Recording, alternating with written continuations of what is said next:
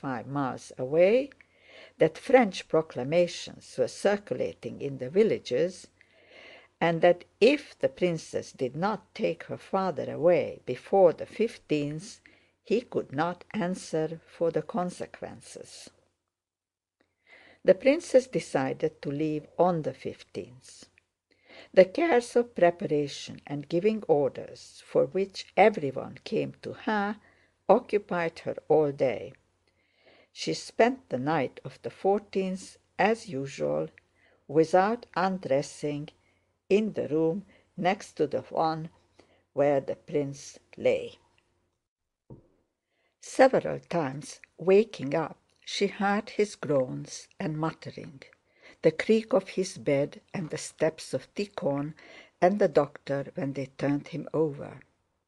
Several times she listened at the door, and it seemed to her that his mutterings were louder than usual and that they turned him over oftener. She could not sleep, and several times went to the door and listened, wishing to enter but not deciding to do so. Though he did not speak, Princess Mary saw and knew how unpleasant every sign of anxiety on his account was to him. She had noticed with what dissatisfaction he turned from the look she sometimes involuntarily fixed on him. She knew that her going in during the night at an unusual hour would irritate him. But never had she felt so grieved for him or so much afraid of losing him. She recalled all her life with him, and in every word and act of his found an expression of his love of her.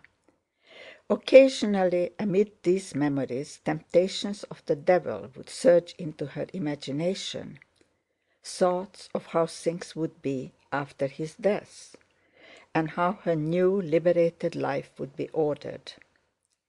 But she drove these thoughts away with disgust. Toward morning he became quiet and she fell asleep. She woke late.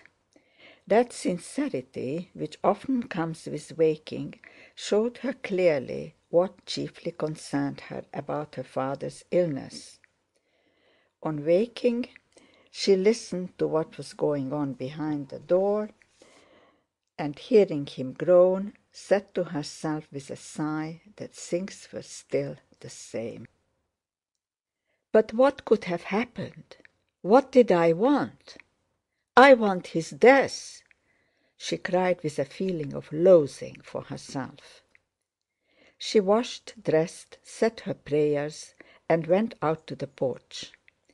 In front of it stood carriages without horses, and things were being packed into the vehicles.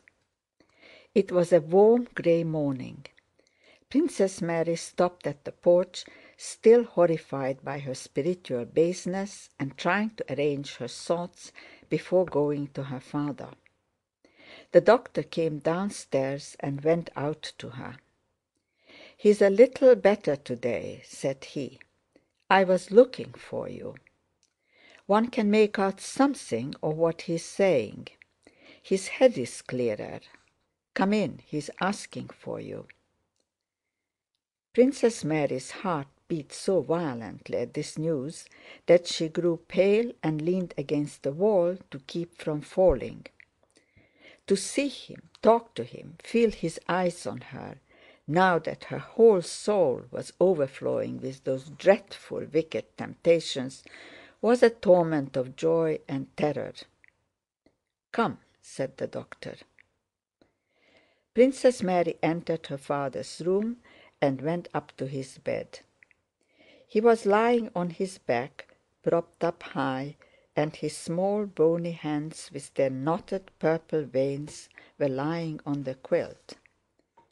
His left eye gazed straight before him, his right eye was awry, and his brows and lips motionless. He seemed altogether so thin, small, and pathetic.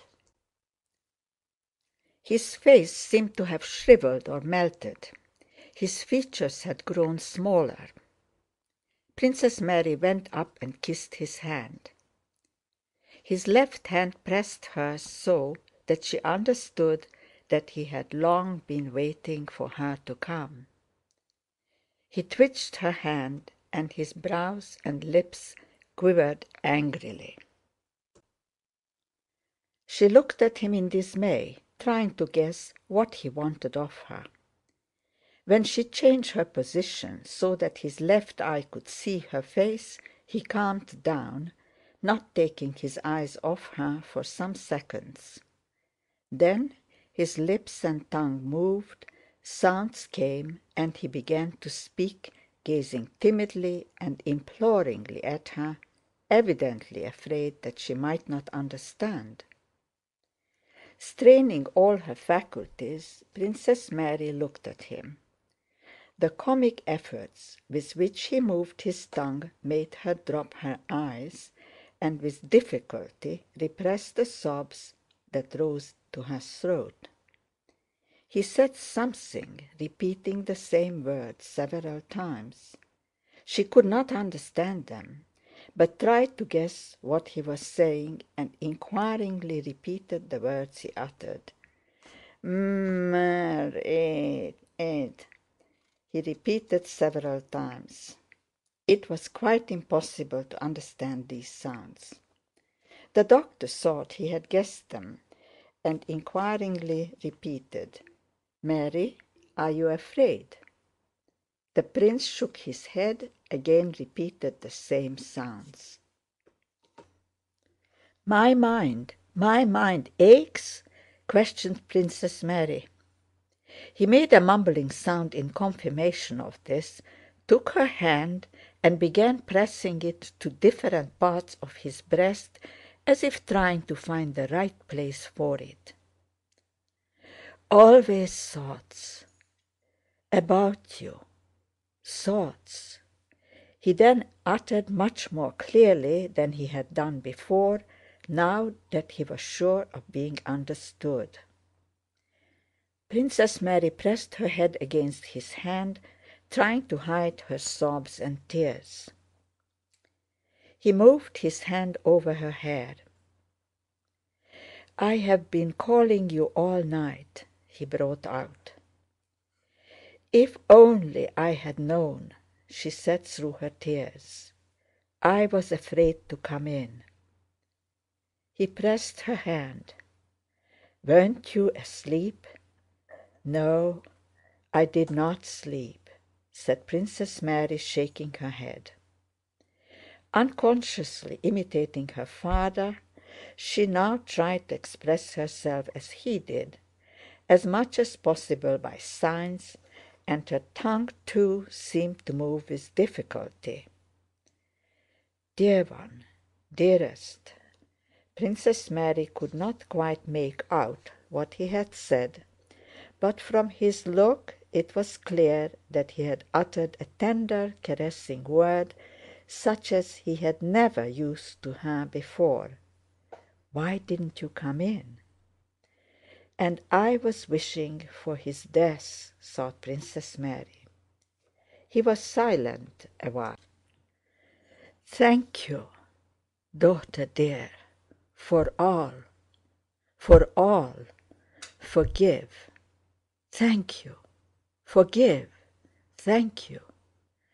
And tears began to flow from his eyes. "Call Andrew," he said suddenly, and a childish, timid expression of doubt showed itself on his face as he spoke. He himself seemed aware that his demand was meaningless. So at least it seemed to Princess Mary. "I have a letter from him," she replied. He glanced at her with timid surprise. "Where is he?" "He is with the army, father, at Smolensk." He closed his eyes and remained silent a long time. Then, as if in answer to his doubts and to confirm the fact that now he understood and remembered everything, he nodded his head and reopened his eyes. "Yes," he said softly and distinctly.